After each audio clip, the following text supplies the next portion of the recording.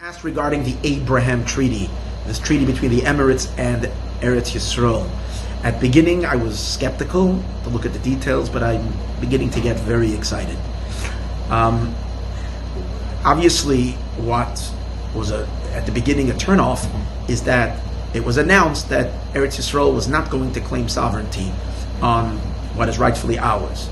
And that seemed to be a setback, but not exactly, because that very thing worried me, and I think worried many people a lot, because it was going to come at a great price, is that Eretz Yisroel was being asked to officially relinquish, to say that they're relinquishing major parts of Yehuda and Shomron, that this was going to be set aside for chas v'shalom, a Palestinian state. The fact that they dropped that is already, or at least for the moment, is already a big Hatzalah the Yeshua for the Jewish people. Now, instead they're going another route, is that they're going to be making peace with these Arab countries. And what's so amazing, because again, they did it with the Emirates, and it seems like many others will follow, probably Bahrain, probably Saudi Arabia, the Gulf states. Now, what is so significant about that? Significance is, like Netanyahu said, that this time the treaty is based on peace for peace, not land for peace. They will not relinquish any land of Eretz Yisrael, even 1 inch of land. That is huge. Why? Regarding the Tanoim, regarding the conditions of Moshiach, which the Rambam says, that Moshiach has to kind of prove himself, to be able to be clearly revealed as Moshiach Vadai, as completely, as the definite Moshiach, is he fights one of the things is he fights the wars of Hashem, v'yanatseach, and he's successful. So the Rebbe said in 1991 that Moshiach is already active, and he's been successful in many things. But here you have a very powerful victory for one of the things that Rebbe fought for in his Mohammed Hashem, was he cried week after week after week that Israel is going down a terrible path by negotiating land for peace. They should never do that. It should be peace for peace. And here it was delivered, peace for peace. If this becomes the new model and others will follow, this is incredible. This is changing the entire playing field. Now, to the further indication that this is very positive is the fact that we take a look at who's protesting. Iran doesn't like it. Turkey, who's an anti-Semite, doesn't like it. The Hezbollah is crying out Gewalt. The Palestinians don't like it. All the anti-Semites don't like it. It's a sign that something good is happening. I think there is another deep element in the fact that they called it the Abraham Treaty.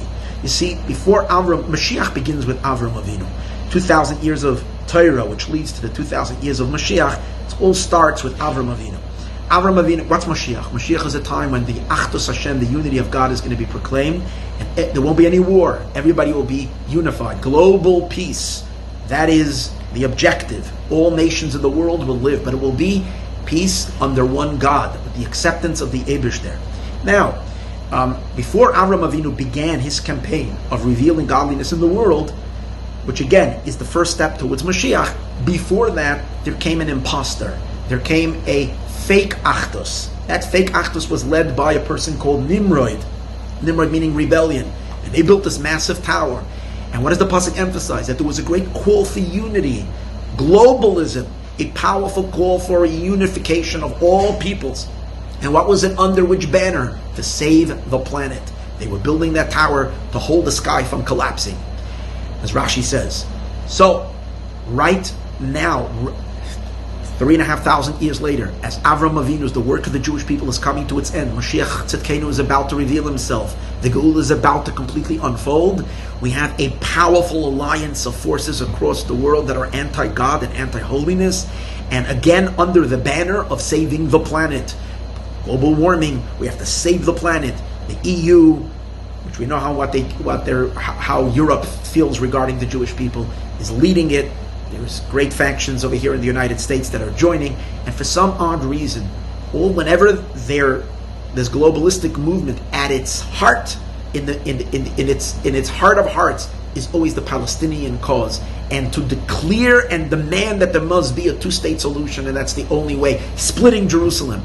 obviously you can see that this, at its heart and core, is a war against the Eibishter. It's again calling for unity in the whole world, but a unity without the Eibishter. So what's happening over here is an amazing thing. The descendants of Avram are coming together, not just the Jewish people. The descendants, who's Avram's children? You have Yishmael and you have Esav. Esav represented now by the White House. Yishmael is now coming on board to officially out in the open declare a peace, which I think is going to create a powerful alliance that's going to break and completely dismantle this false peace, which is standing as an opposition to the Geula. May we see it all now.